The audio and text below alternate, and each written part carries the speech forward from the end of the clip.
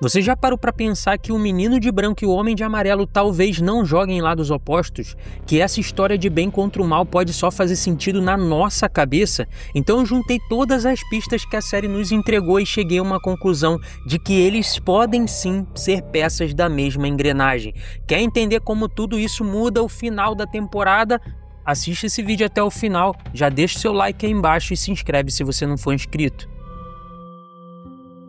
Bom, pessoal, como esse final de temporada tem levantado muito mais perguntas do que respostas, eu decidi fazer esse vídeo aqui para jogar mais uma teoria na cabeça de vocês e vocês bugarem junto comigo. Porque uma coisa que não sai da minha cabeça é uma pergunta se realmente o menino de branco é o mocinho e se realmente o homem de amarelo é a encarnação absoluta do mal. E aí, quando você olha a temporada como um todo, você chega à conclusão que nem tudo às vezes é como parece.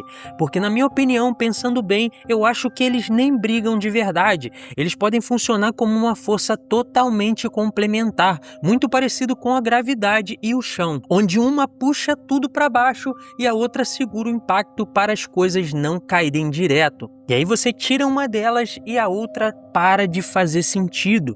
A própria mitologia que a série esconde nas entrelinhas entrega a real identidade deles, começando pela criança poupada, porque o talismã, que a gente já conhece muito bem, ele mostra 8 símbolos, mas a câmara funerária tem apenas 7 plataformas ali de pedra com 7 corpos, ou seja, falta alguém ali. E existe um consenso da comunidade, de From, que teoriza sobre isso, que o menino de branco é a 8ª criança que não foi sacrificada. Mas uma pergunta que não sai da minha cabeça é: como uma criança viva sobrevive a um sacrifício e de repente vira uma aparição? Como ele se transforma em algo que atravessa séculos, se comunica com pessoas específicas e existe num estado em que não está vivo, mas também não está morto? O que causou essa metamorfose absurda? Daí eu fui caçar resposta na mitologia para entender essa transformação e esbarrei numa história contada há mais de 3.000 anos, ou seja, o sacrifício de Isaac.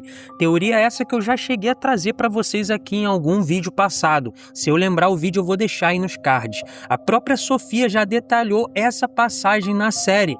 Abraão colocou o próprio filho no altar para sacrifício, levantou a faca, mas quando ele ia matar o filho, um anjo interferiu na hora exata. Então Isaac foi poupado e um carneiro morreu ali no lugar dele. Só que, segundo as tradições rabínicas, Isaac nunca mais foi o mesmo depois daquele altar.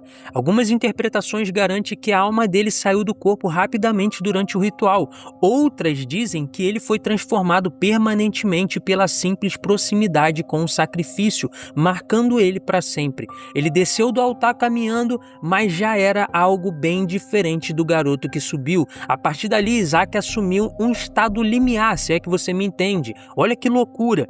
Então o menino de branco é o exato resultado do que o altar faz quando o sacrifício falha por um triz. Ele não é um fantasma e nem um simples sobrevivente. O altar pode ter fabricado essa entidade quando a criança ficou para trás. E isso explica perfeitamente o comportamento dele. Ele não entrega o jogo para o Victor justamente porque fez isso com o Christoph no passado e viu o desastre acontecer. Ele não consegue parar o plano sozinho porque age sob restrições severas. Ele não é um agente livre, ele é um produto de um ritual incompleto. E rituais incompletos geram coisas incompletas.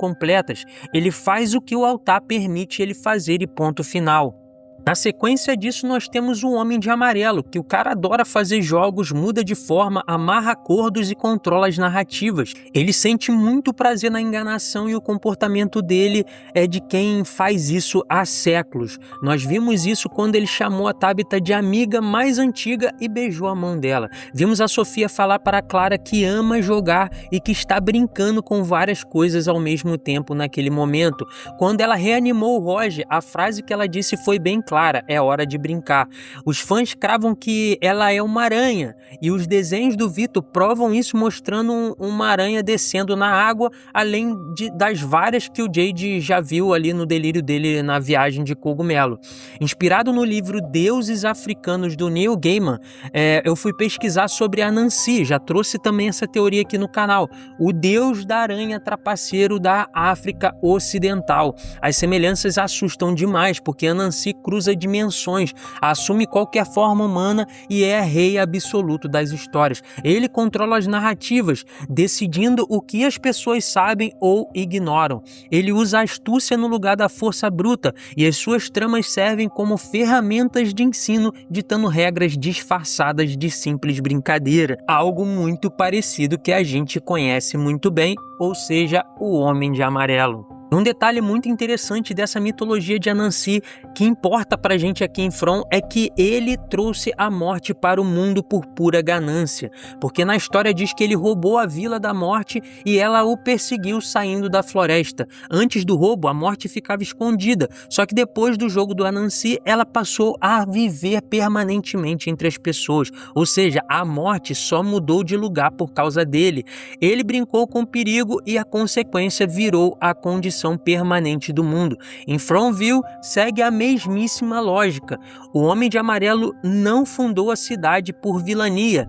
Ele fez um trato, jogou de uma forma inconsequente e o estrago se tornou eterno. A cidade é um rastro de um jogo que ele não sabe como desfazer. Ele brinca com jogos de guerra agora porque é a sua natureza bruta, entende? A aranha tece teias, o trapaceiro engana as pessoas, o altar fabricou o menino de branco e o jogo mal calculado gerou o Homem de Amarelo. Então, se a gente parar para pensar, nenhum deles escolheu esse papel, né, ou os papéis.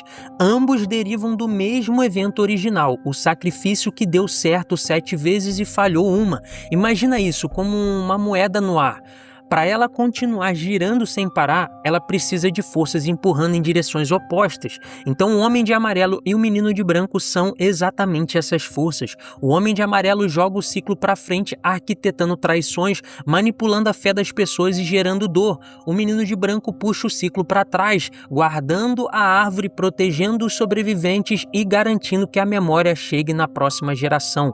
Nenhum deles quer que a moeda pare. Os dois formam o próprio giro da moeda. A oposição infinita é o mecanismo que mantém a cidade respirando, e o Homem de Amarelo manipula o Henry para matar justamente o Vitor, enquanto o Menino de Branco avisa o Vitor para impedir a extração da árvore. Só aqui você vê as duas atitudes servindo para o mesmo ciclo. Uma causa destruição para exigir a renovação e a outra protege a raiz para ter que renovar. É como um incêndio na floresta que queima a superfície, mas permite que as sementes brotem na terra logo depois. A própria Sofia alertou a Clara de que o lugar ali vive de rituais e rituais precisam de papéis atuando. O Homem de Amarelo monta o palco terrível do sacrifício e o Menino de Branco atua para que esse sacrifício nunca termine de verdade. Enquanto eles preencherem esses espaços, a moeda vai continuar girando. Uma teoria que eu vi na internet por um dia desses também, que vai ganhando força, é de que seria a solução definitiva da cidade sacrificar o Ethan, concluindo assim o pacto original. E isso agradaria uma das faces da moeda. Mas, gente, o Menino de Branco evitou isso por séculos escondendo o Vitor e agora assumiu a proteção do Ethan. A função dele é manter o sacrifício enquanto a função do outro é justamente empurrar as pessoas para a conclusão dele. Nenhuma força tenta ganhar de verdade. A oposição garante o funcionamento do lugar. E aí eu te faço uma pergunta. Como é que se quebra esse ciclo então?